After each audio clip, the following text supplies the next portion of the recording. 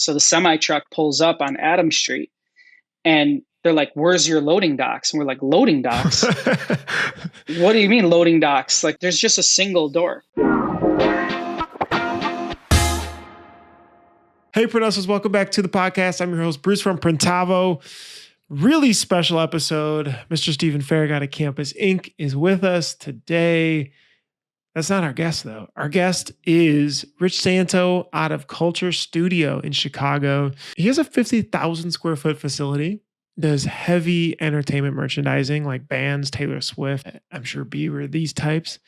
And then he also just bought a 75,000 square foot facility in Florida. Crazy expansion, crazy growth. Really excited to dive in. But real quick, we've got 4 awesome sponsors. Check them out. They're really supporting us to help support the space. So, Farrag, you want to kick it off with Multicraft? Multicraft_daddy. Last time I checked, Multicraft_daddy had 420 followers on Instagram. But if you need ink supplies or a daddy, Multicraft screen printing and digital supplies for over 50 years provides you with the top brands at competitive prices. Mention the Printavo podcast and receive an extra 10% off your first order. Boom. Thanks, Multicraft. They're at 421 now. Easy Way. You shouldn't be spending all day cleaning dirty screens. Easy Way's line of environmentally conscious chemicals will get the job done faster, more efficiently, and cost you a fraction of the cost per screen. Thanks, Easy Way. There isn't an easier way than Easy Way. Haven't met one yet. Ding. Thanks, Easy Way. I saw a really weird URL come across my phone. I think it was 1-900hotstuff.com. Did you see that, Bruce? I don't know. Chris, you could probably, can you pop this up? Yeah, whatever but it seems when you go to this website, it seems to be Nick and Lucas from Graphic Source. So Graphic Source offers industry-leading outsource options for your shop by truly becoming part of your team. They plug and play with Printavo and other shop management softwares. When it comes to SEPs, mockups, creative art, order management, embroidery, digitizing, back office, admin, and customer service, there's no better company in our industry to work with. With over 30 years in the game, they really know and understand shop needs and have a proven track record of success. Hit up graphicsource.com or 1-900-HOT-STUFF for your art staffing needs and mention the Printavo podcast for 50% off your first vector, SEP, or embroidery order. Thanks, Graphic Source. Sweet. Bruce. Supacolor. Supacolor is world's best heat transfer made by screen printers for screen printers. Supacolor understands firsthand the pressures and expectations of the screen printing business. Rum, one of the owners, is actually a screen printer as well, was running a shop before and wanted to build and create a better heat transfer. We've seen their facility in California. They got a bunch of other facilities around the US and internationally now. Really, really cool. I know Steven over at Campus Inc. uses a ton of Supacolor. We mentioned them nonstop because they, as DTF has been big, their quality is right there. It's really good. So 15% off your first order, which is really, really great. Thank you, Supacolor, for offering that. Mention Printavo and you'll get it. And I can't say that that Supacolor just helps us whenever we're in a jam. I mean, they help us all the time, but they are super fast, super easy. Their color gamut is spot on, and they always show up no matter what. They never run out of ink or film or any of the other stuff. So I saw the article, which was huge. Yeah, I've got that on my list here. 75,000 square feet, bought the building. There's a lot there to unpack. But real quick, though, I didn't know you guys also started in 2008. Was it you and your brother? Because your brother helps in the business, right? Yeah. So I have 2 brothers. Both of them are in the business, Nick and Joey.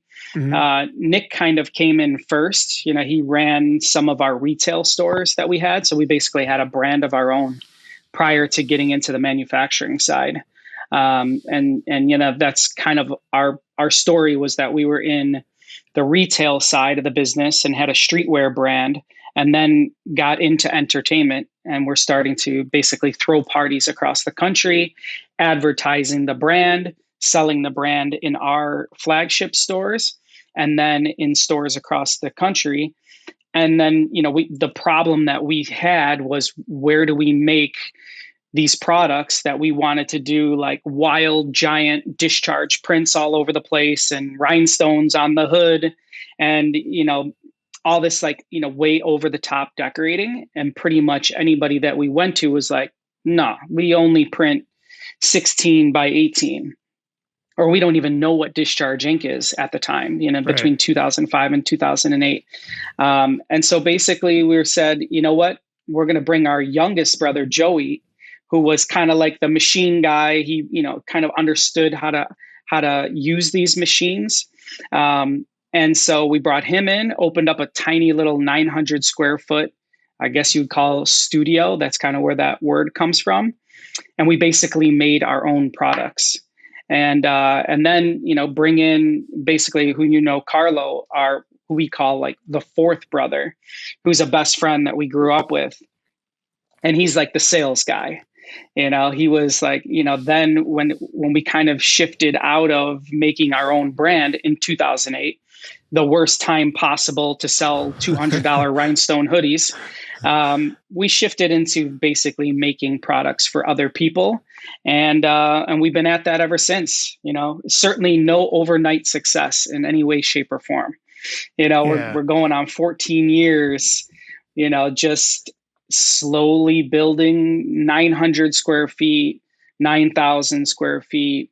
Then moving into 50,000 square feet where we're at today. And then that's, kind of how we got into wanting to expand. We filled this facility that's 50,000 square feet, 7 days a week. Oftentimes when we're talking to other people, like, can't you put another shift on? In Chicago, there are no more shifts to be had. It's 7 days a week, 24 hours a day. The alarm is never set. It's a 7-Eleven. That's obviously you guys are clearly doing super well, or have grown a lot. What do you, I feel like every business has different pivotal moments in the journey, right? Like, I feel like ours may have been starting to bring on management. It may have been like certain pieces of functionality, and then probably certain types of marketing, like just doing a lot more content marketing, retargeting, things like that, like were clear shifts in the business growth. What are some things for Culture Studio that really changed the trajectory? It was the combination of, we were in the entertainment business prior to getting into the manufacturing side. And so, our niche is the music industry. 90 something, percent, high 90% of our business comes from retail or touring artists. And, focusing, really heavily on that.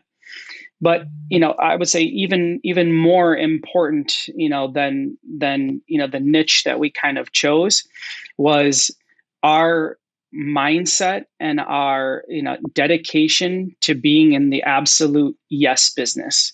That has been daunting for the last 14 years. I have to be honest, but we decided that we were going to build something, that was going to make an impact. We were going to build something, that our clients could be proud of, not just us proud of it, but, our clients could actually take pride in something that we were going to build. And really we're solving a problem for them. We're powering their ability to make money on merchandise. And that, mindset, which has been the hardest thing to train on, even more so at scale. Now that we can't really bear hug all of our team members, they're all over the country, and now even a lot of production people in another state. Like having the scalability to train the yes mindset. We receive the order at 10 o'clock in the morning, and then we're going to produce that order on second shift and ship it that same day. And like how overwhelming that could feel on a daily basis, and then say it has to be perfect. The print has to be perfect. The garments have to be perfect. That has to go to the right address. It has to get there on time. Are there even more specific, like, I don't know, obviously the facility you're in Chicago, huge, right? Or was it like landing a certain contract or like an opportunity? Like what right? popped the top off of it? Yeah, I think, definitely our dedication to that industry, was definitely a pivotal moment. When we first got into the business, Carlo was bringing on clients that, like Threadless, that's a Chicago company. That was one of our first, I would say, like, big contracts that we got. And, funny, little side story is that, maybe RIP. I don't know. Yeah, I feel like they were so popular before. I think they're heavily into on demand, okay. print on demand, and they kind of can spread out and do as many graphics as they want, and they make one of one. Gotcha. But when Carlo and I went in to pitch them, we had one manual, maybe 8-color press, and we showed them pictures of 3 autos. That we actually, I think either we took pictures of somebody else's shop, or I can't remember, but like in our pitch deck we showed all these automated presses, and they just said, I think their first order with us, like 1,400 units or something like that, and Joey and my cousin Dominic, they're like, how are we going to print these? Like we have Buckle one up. manual press, like it was like 12 colors. Like they just manually printed them. Oh, wow. Actually, I think when they even did stuff where they would swap screens out along the way. I mean, we were in 900 square feet. The dark room was in the bathroom. Wow. We had like the light unit shoved in the side of a bathroom. So then you guys have really, like, you've grown in Chicago. You have a 50,000 square foot facility operating in Chicago, which for listeners, it's not easy to run that big of a facility in Chicago, like natively. That's a pretty big undertaking. What's that been like? You've got probably the highest labor wages in the country. Yep. In a pretty saturated market. Like, how did you guys grow to even that? Because that's crazy scale right there. Yeah, I think straightforward to say that we chose that word, I think foolishly, like we chose culture quite foolishly when we first started, but then we chose it and it was already like on the logo. So we had to focus on that. And our culture is, unlike very often people talk about, like, their Google's culture, right? Or Facebook culture, like the free snacks and slides or work-life balance, things like that. Our culture that we started with from the beginning was that we were going to attempt to completely change the way that the industry did business. And we were going to attempt to, build the largest one. And we haven't really looked back from that side. And it's, again, like, it hasn't been, like you said, like it hasn't been easy to build 3 shifts across 7 days and continue to, we brought special order power from ComEd. You can imagine who we had to work with in Chicago to get that, right? Who you had to work with? Yeah, who we had to work with to get that. There's even some better Daytona stories that we could hit on, but we haven't let that go.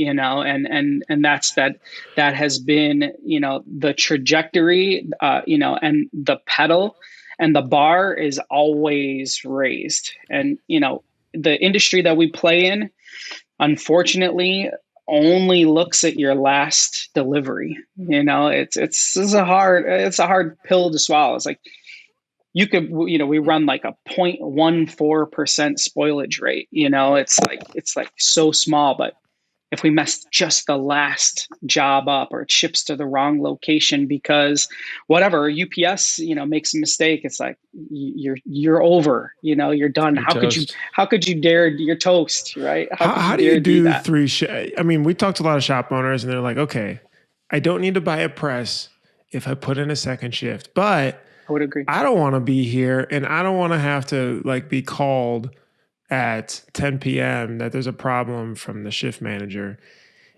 Like, are Yeah. you just investing in next level management, which seems like the go-to solution, but how do you do it, let alone 3 shifts? I mean, Yeah. Yeah. I would consider, we are a family business by, I think the definition of a family business, having one or more, family members work inside the business. But even at, our infinite stage, we assembled a board.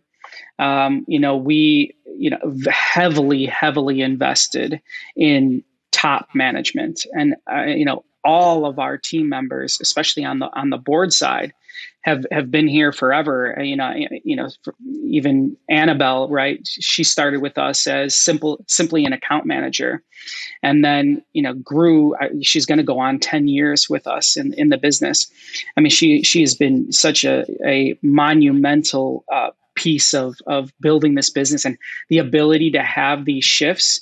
And she just grew. She likes people. She was really good at everything. She was, no matter what role she chose, she was going to be great at it. And it's people like her, and I could name 20 other people that allowed us to really assemble board level, management level. And that I see tracking go out when I wake up in the morning at 2 o'clock in the morning and 4 o'clock in the morning. Every one of those shifts have incredible leaders. We've heavily invested in that, and it hasn't been easy to be profitable, with that thought process. Rich, at what stage in your business? Because like me and Bruce talk about like bringing really, really great people in, and we always wait. We're too cheap early on. We're trying to scrap with whoever we could find. Way too long. Yep. And then we get those people and we're like, damn, I should have gotten them earlier. Right? Or I should invest in really high quality people. How small were you when you guys kind of like that light bulb went off? They're like, guys, if we're going to do this, it's not just us four. We're going to need, the best leaders, the best people, the best artists. Like at what stage did you make that call? I think we have, a slightly different, I think, way that we went about this, which is training not required or experience not required. The vast majority of our board members, at the executive level or at the management level. Now, we across shifts, we've brought in some, really wildly experienced people. And then, we can talk about, how we went out and found somebody to run Daytona, but the vast majority of our, main people that run the business, at this point, what I'm doing is, dealing with legal and dealing with the clients and dealing with finance and stuff like that. I humbly can say that this team runs the business. And I would say the vast majority of them have been homegrown and home trained and home managed. And then we look to outside sources. I'm a part of a Vistage group. We meet once a month. There's a training every single month for 8 hours. I almost always bring a team member with me to one of those training sessions. So, quite early, we decided to get, incredible people on the production management side that have done this. We don't have to kind of start from scratch on workflows and how we engineer the process, but at the top level, the majority of those people have close relationships with us and, have grown with the business. And I want to jump into Daytona because that's just wow. How is it with the four of you, like 3 brothers and a best friend? Is it like a TV show where we could, is this the next OC Choppers kind of thing? Like how is that dynamic between you all? Because it sounds like each of you are laser focused on a different segment of the business. What a great show, by the way. What a great show, right? It is a great show. I don't think our show would be all that interesting though. I mean, like I will say, like, and maybe this is maybe this is a good thing, in the end, that it really does work out this way. But we for 90%, we stay out of each other's way, and we like greatly respect the role that each other does. Even like, Nick, for example, is, he heads up all logistics. That, and in that way is like, where do the products move? And he has some, absolutely incredible, people that have been in the logistics space for 30 years, like, Jose, who runs like the shipping and finishing department. But, we don't want his job in any way, shape, or form, and he certainly doesn't want to do the monthly reporting for the bank. And so I think we really, we share that, like, team, and like, collaborative workflow between us. Now, there's certainly a lot of brother things that happen, quite like Joey just told me I'm only a part of one order. He's like, you're complaining about one order. You're only a part of one order. I was like, what are you talking about? Like, I talk to every one of our clients on a consistent basis. So we have that banter, I would think, always, but for the vast majority, like, it's very, like, I would say, structured and corporately run, that wouldn't be expected, I guess, for like a family business. And I think what I hear is like you're each able to let go and not be like controlling of one another, and it's like a lot of us shop owners will bring in an employee and then we'll like micromanage them, and we won't let them like really like trust them completely, trust them to mess up, right? And like know that they're gonna do what's right. I don't know.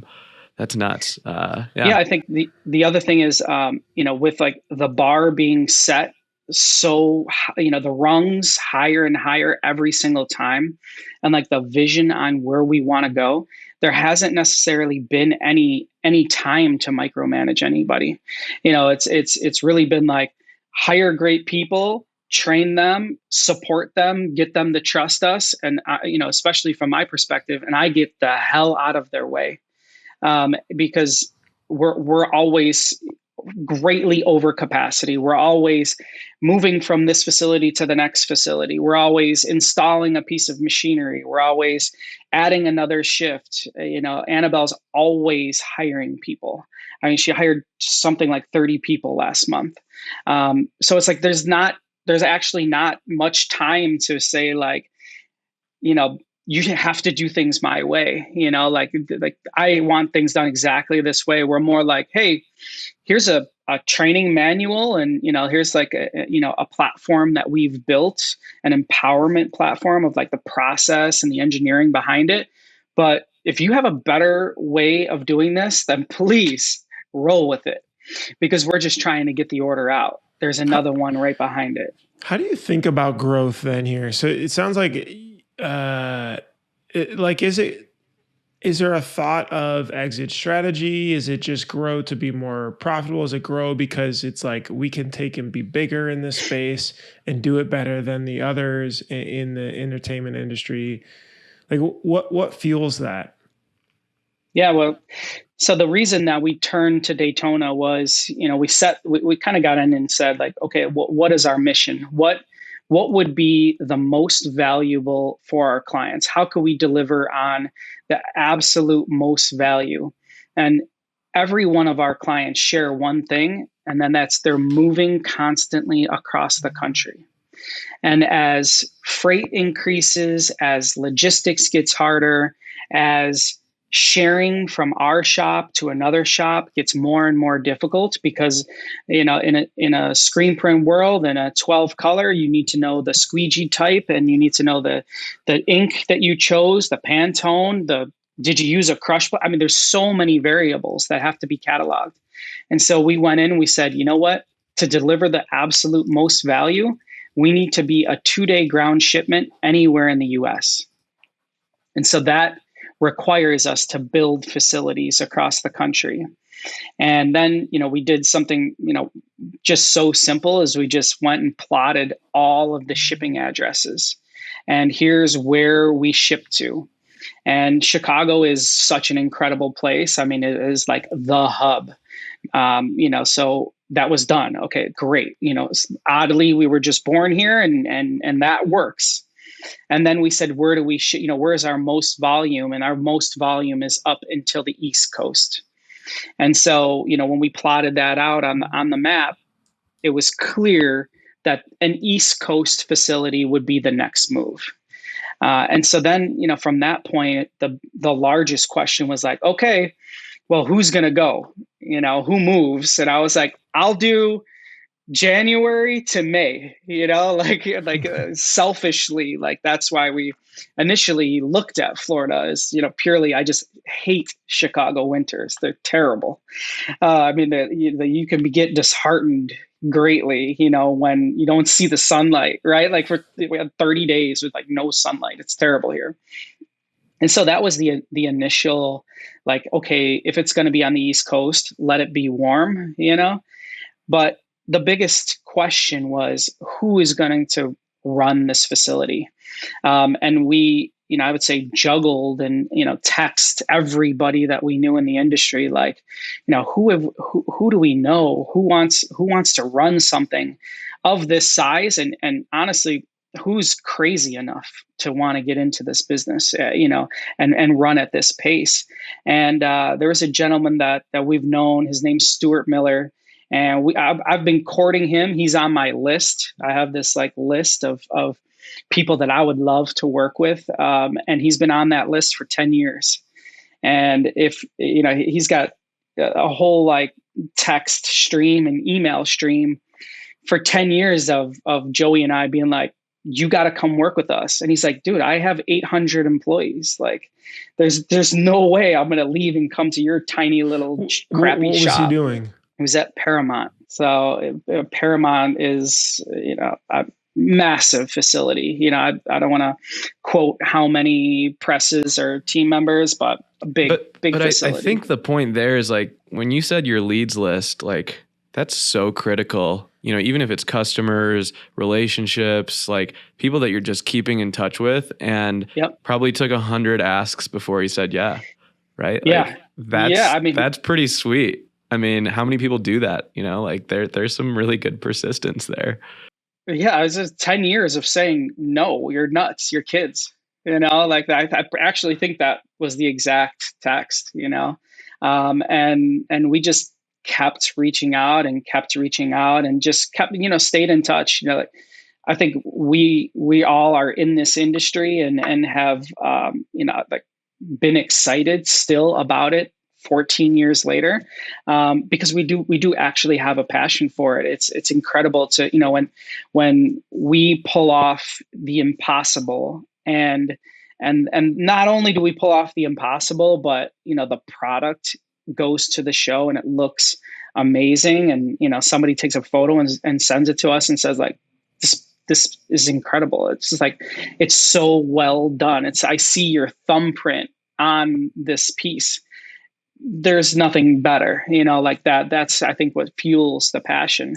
But anyways, Joey was talking to Stu about, something, I don't know what a nerd talk. He's like, DTS is he using, blah, blah, and he's like, hey, my mom is getting up in age.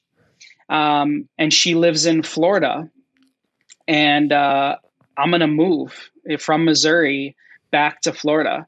And Joey came in my office like, hey, you're never going to guess, but Stuart's moving to Florida. I called him 2 minutes later and I was like, what are you going to do there? And he's like, well, I of course have many offers, and, I'm going to get a job and, whatever. I was like, I'm going to send you an offer letter today. And so, and I went to Annabelle. I was like, here, send him an offer letter. And she's like, where is he going to work? In Chicago? And I was like, no, he's going to work in Florida. And she's like, where? I'm like, at our new facility. And she's like, where is that? And I was like, in Florida. Like, what's wrong with you? She's like, okay, title. And like the very next day we sent him an offer letter. And what I didn't expect was that it would take almost a year and a half to find a building. I mean, I have frequent flyer miles from all of the airlines going back and forth. We looked at. Yeah. Wait, hold on. Let me preface this too, because we read the article, but I don't think everybody else knows about this article. So the press release is Culture Studio purchases 75,000 square foot facility in Daytona, Florida to help expand production in the entertainment space. That's even larger than your Chicago one, because you're saying that's 50,000. So massive investment. Okay, now jump into a year and a half of hunting. How did this? It didn't start that way. How do you find that? Yeah, so I really was like, hey, so he accepted, he's like, you guys are nuts. He's like, there's something, either a screw loose or it was something going on with you guys, but he's like, I'll take it. I've always enjoyed your company. You guys have become friends. And I was like, awesome. Let's go get a building. It should take 2 weeks. So we hired a realtor. We started looking at properties. I mean, in the state of Florida, especially at this time, I mean, first and foremost, it's COVID, while we're doing this, and the whole country is moving into Florida. Texas or Florida, everybody is moving to these two places. And what is the hottest piece of real estate? Warehouses, because of e-com brands and because of timing, this Rich. shipping. The worst timing on earth. And I mean, there was a point where the realtor was just like, I'm done. I mean, I can no longer deal with you guys. And we were like, we would look at, and I thought like maybe 15,000 square feet. Like I thought that would be, sizable, you fit exactly what we wanted to do. So, we looked at 15, we looked at 22, we looked at 12. We were looking at everything, and like the price, the landlords at every single one of these buildings were like, this is in such high demand. I'm, at the end of the day, triple net lease, and you know how these things can spiral out of control. It was about $30,000 a month to rent 20,000 square feet. And that was 20,000 square feet that was broken up wrong. And it was just, we had no idea. And then we couldn't even pick an area. We wanted to be near Stewart because the most important thing to him, which became the most important thing to us, is that he was close to his mom. And I was definitely going to honor that. I was not like, I'm not going to hire him and then move him away. That the whole point of him going back to Florida was to be there with his family. And, I was like, I'm 100% for that. So we're going to figure this out. So we went to we saw them all. And then randomly our realtor was like, hey, this is probably not going to work for you, but I have a 76,000 square foot, mind you, 2 floors in the space. And we have so much space, we don't know what to do with it out there. I mean, there's like 26 offices in this building. And he's like, I don't know if it works, but they're not willing to lease it out. They're only interested in selling the property. And I just responded back. I was like, send me the link. He sent me the link and I was like, we'll take it. We went out there the next day, saw it. We said yes. We agreed to the full asking price. And then he was like, okay, so like, how are you going to finance this? And I was like, oh yeah. So we got to talk about financing. Went to the bank and I was like, guys, this is the 20-year plan. And, I think, if I give any, experience in the financing side and the banking side is we did kind of run the financing parallel. We went with a company that specializes in doing this and warehouses and real estate. And then we also went with our bank that we have a really close relationship with. I go to games with the bankers. They know everything about our business. We report monthly to them. We have a really, really deep relationship, and we ended up doing the financing with them. And I would say, like, if anything is important with finance or banking, it is having that relationship and having those individuals that make the decisions believe in you and your mission and the brand. And Rich, if I could just like one question that just pops up, B and Bruce have been chatting a lot about like venture capital funding, right? Do we raise money from investors or do we raise debt, right? Yep. Did that ever cross your mind of being like, maybe I could just go find someone with some deep pockets that can just say, hey, here you go. Financing something that big, that's putting something on the line there, right? Like, what was going through your head? What gave me the confidence is I have such an incredible team, and I know it's easy to say that, but, our CFO, Marcello, I have Joey Joey can install every one of these presses by himself. He doesn't even need the tech. I have Carlo that is going to, make such a big deal to the clients, and he grooms those relationships every single day. And Nick was going to figure out how, or we're going to move the product back and forth. And Annabelle was going to hire the people, and like, I could keep going and going and going, like every one of these, incredible team members. And I was like, who do I have more faith in?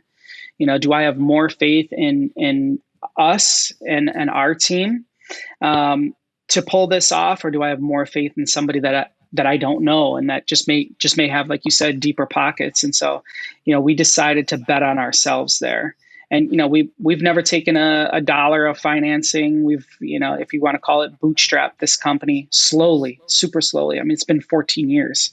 And we've done that, really the whole way. And so, I guess like it's worked so far. And so, we're like, okay, let's roll with it. And, the other kind of like roadblocks that, there was one after another, but, some of the, more interesting ones were like, we said like, we'll take the building.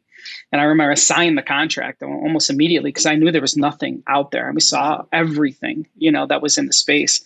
And then we said to the realtor, we're like, hey, where does the natural gas come into the building? And he was like, the what? And I said, yeah, you saw our shop. We have big giant dryers and they're powered from natural gas. And he's like, dude, this is Florida. We don't have natural gas in the building. So I was like, oh shit. There was that. Electric dryers. Oh boy. Yeah. Like, are we going to do electric dryers? There was that. Then there was, okay, what kind of machinery are you going to put in here? Well, here you go. This is the power we think we're going to need. And he was like, dude, are you serious? This was a holding facility. It was just racks, it was e-com, no power. I mean, barely, we couldn't power our iPhones, from there. So we have to do special order power from Florida Power Company.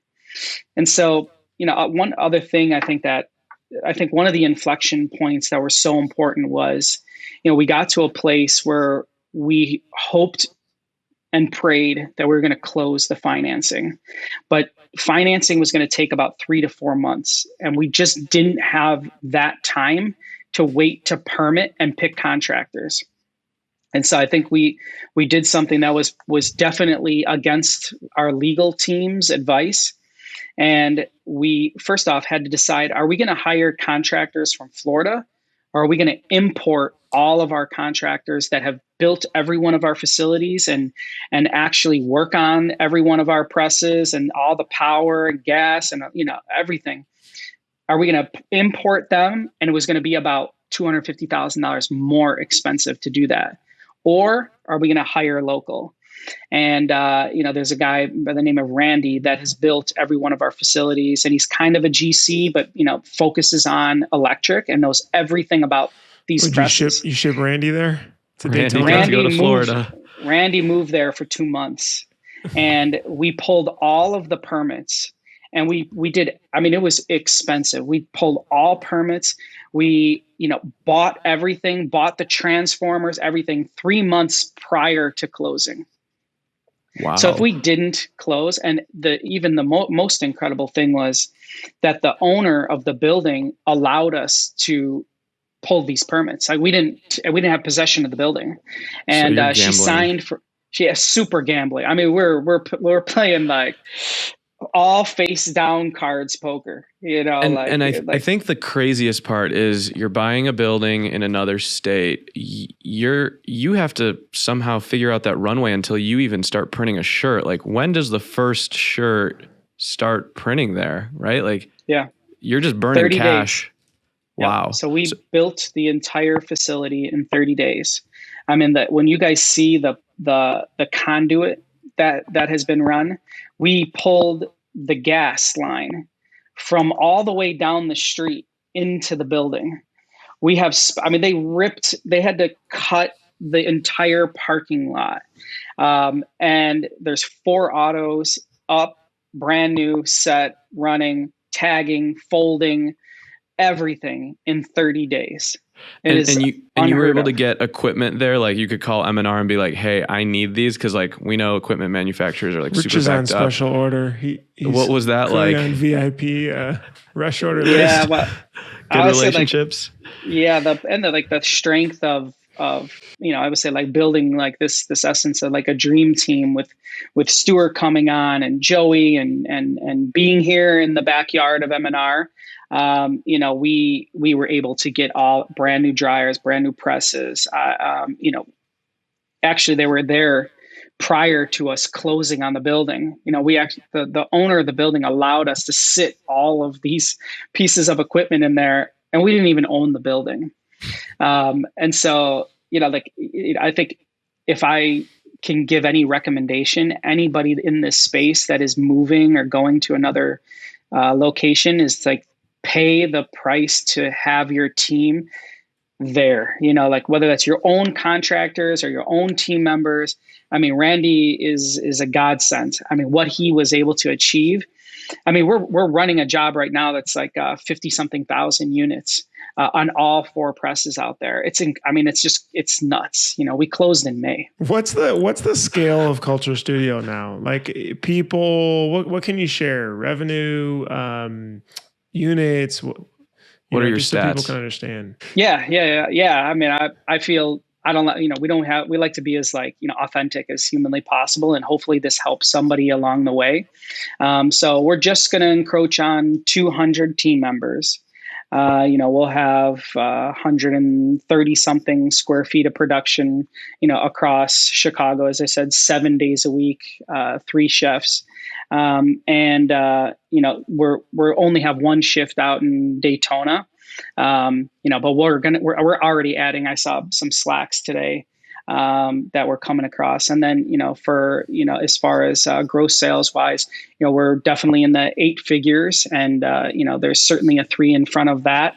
And hopefully we can even break that this year. We're gonna do some public math, or we all don't do public math, but yeah, I mean like but it's scale. Is there a thought that like, have you ever thought about your exit strategy? Like, do I want to retire owning this and just be wealthy off it? Do I want to sell it someday? Have you guys, like, you said, you've got kids and you're getting older and things like that. Like, have you started to think about that a little bit? I mean, I think, the what we were trying to solve, like, why the hell do this? Like, why be up at, 1:00 in the morning trying to figure out, like, on the camera system, like, did UPS pick this box up?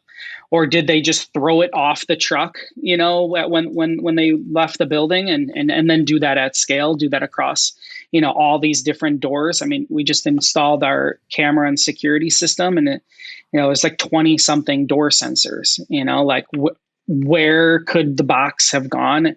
But I've checked the cameras so many times.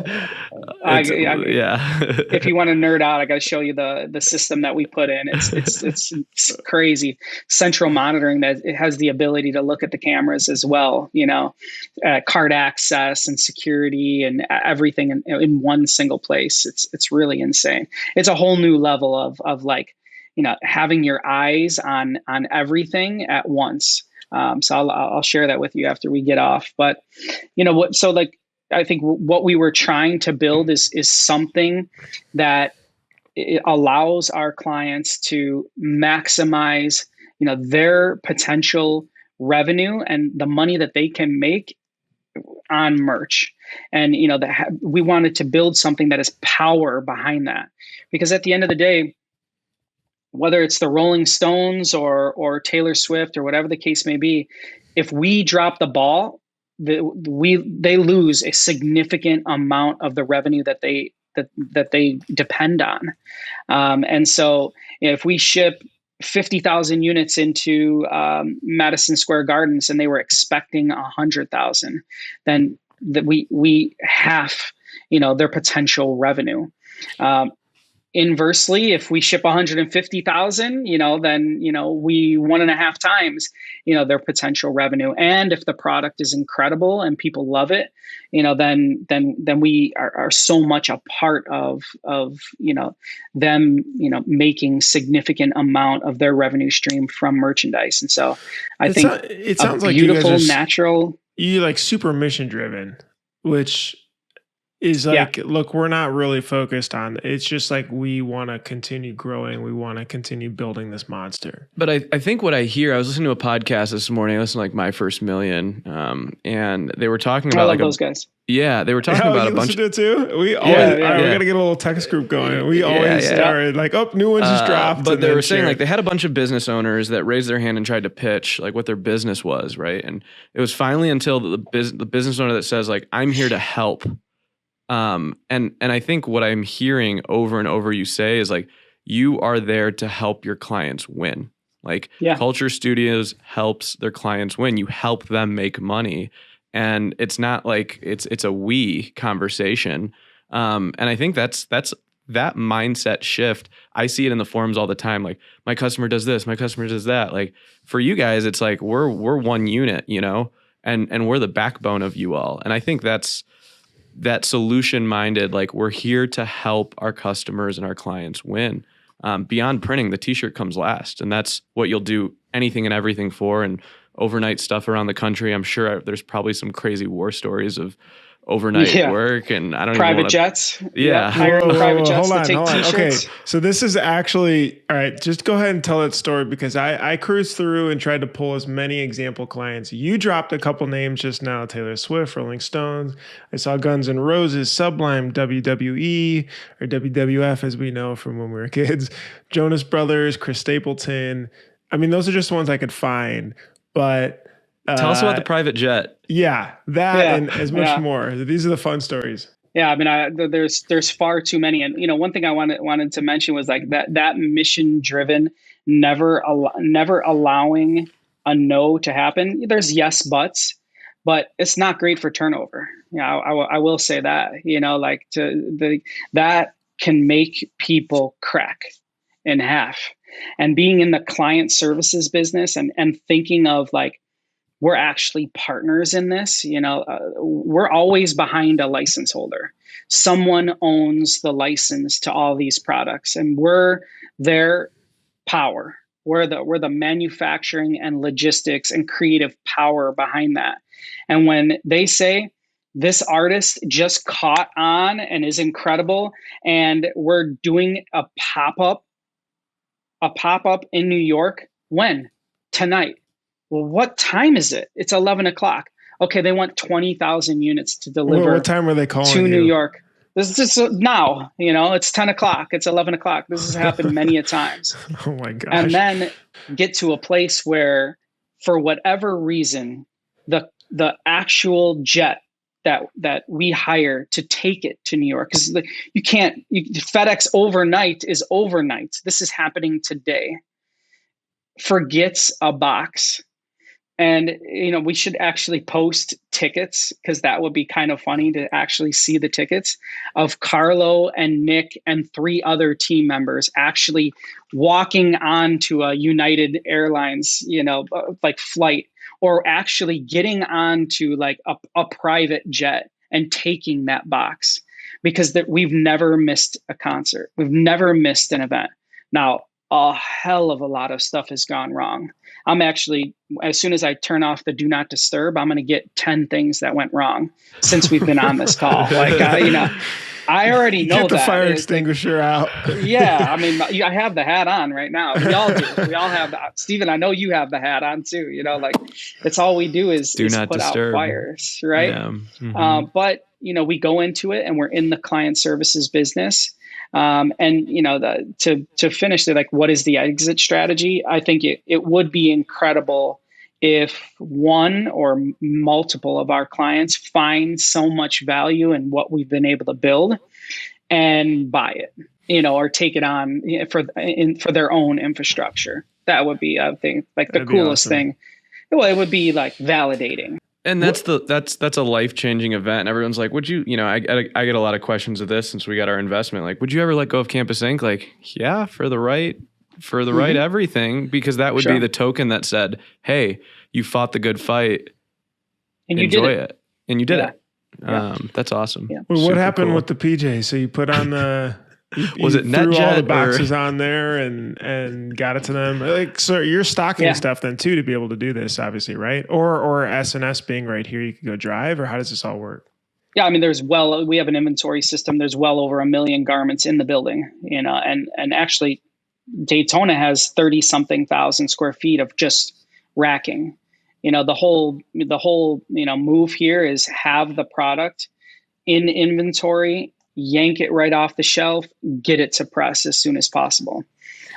So we're heavily invested in having the product.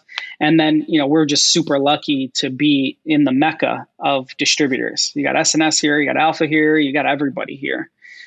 So that's just kind of stumbling on luck. So we can pretty much get anything same day. Wow. So you print, you put in the boxes, it's there before the pop-up at 11 p.m. Yeah, I mean, we could share so Same day. many. I mean, Carlo's gone to Fenway, with hockey bags. Like, yeah. When your clients see that, like I did a duffel bag trip to LA for masks once. Nice. And when your clients see that, they're just like, wow, like that human being cares more about me right now than his own family, than his own whatever. And they're willing to do that. There's no greater sale than that. Right. And I mean, and then when something goes wrong, they give you some grace and they're like, I understand you really tried and it didn't work out, Yeah, I think like the commitment can't be to have everything go perfect, especially not with humans. I mean, we're working, physically. We can't work from home. Like our teams are both of our teams are in the building. Like physically working. Things shall go wrong. But I think the commitment is that when something goes wrong, we'll go absolutely to the end of the earth to make it right. And so like that level of commitment has kept, those clients here for 10 years or 14 years. For the scale of an artist, like, you mentioned Taylor Swift. What is that like?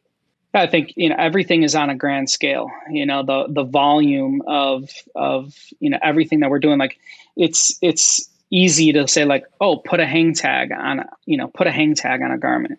But when it gets at volume, and then it's like, oh, it's going to be 30,000 units that need a hang tag.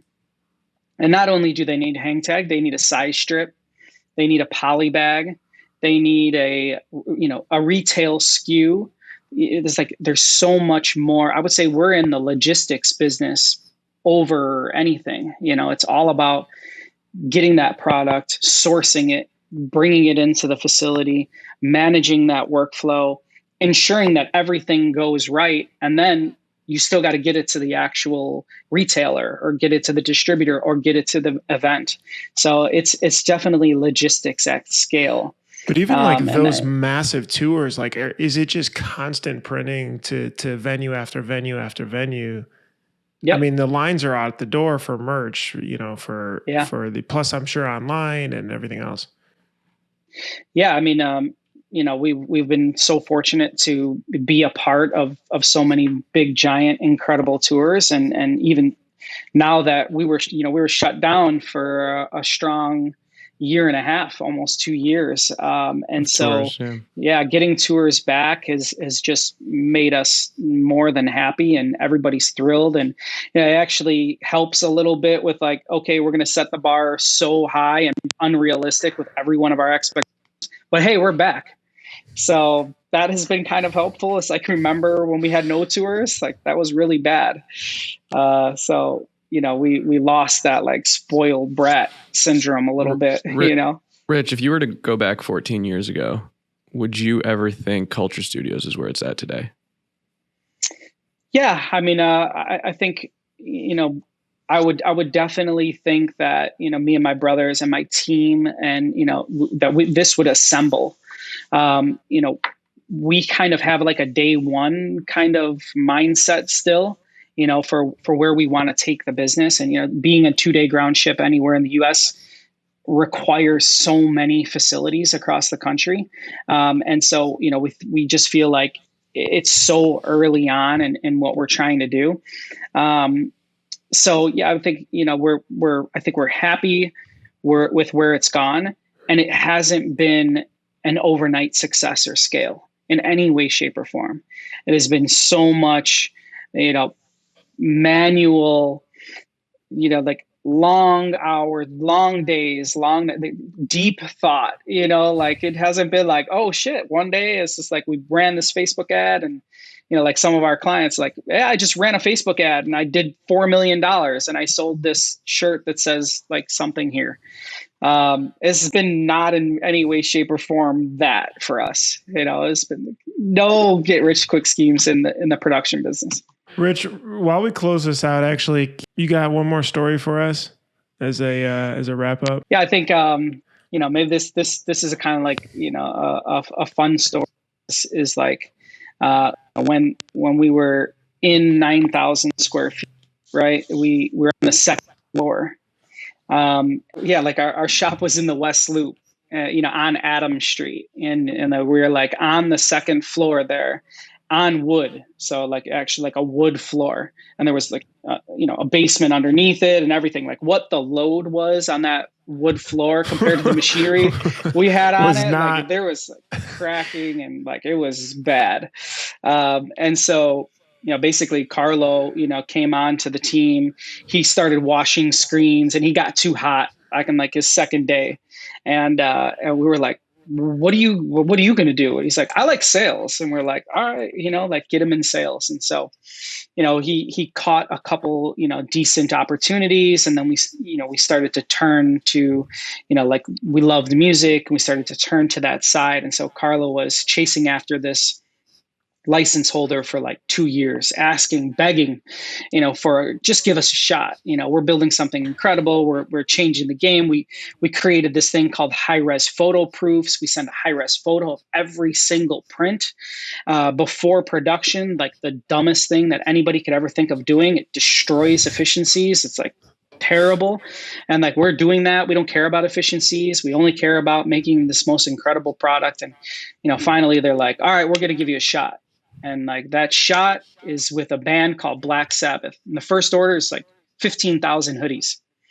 And so they're like, where do we deliver it? Okay, 1528 West Adams. So the semi truck pulls up on Adams Street and they're like, where's your loading docks? And we're like, loading docks? What do you mean loading docks? Like we don't have, there's no doors. Like there's just a single door. So 2 semi trucks, pallets and pallets of hoodies. We had to unload off the pallets up all the way up to the second floor, put them places on top of each other, produce those orders, put them back in the boxes, bring them out the same way on Adams Street, actually sitting out on the street, and then palletize them. And it like even got quickly, I think around the industry that like, these guys are nuts. Like they don't even have loading docks, but they produce the order. And Joey and his team worked endlessly. I mean, there's nothing that was going to get in their way. And so like there's so many of those, like, just like, I guess we didn't even know, like we weren't, I guess, smart enough or wise enough to think that we needed loading docks. Like, we were just naive, I guess. And that just, kind of how we got along. That's awesome. That's funny. That's such a good Steven story. has the second story. We were on a second floor too. We actually busted the back door out and had a forklift as an elevator, and it would take us up and down. Oh my God, that's awesome. Yeah, that's great. This is awesome. This is awesome. Thanks, Rich. I appreciate the time. I know you're super busy, Florida and back, but this is a great episode. No, thanks a lot. And I follow all you guys' content. You guys are doing, so many incredible things. And, Bruce, what you've done with Printavo is just absolutely incredible. So, thanks so much. And we got to get on that text together. I'd love to share more with you guys and, get some good podcast recommendations. My first million print club. That's awesome. Yeah, 100%. Sweet. Thanks, Rich.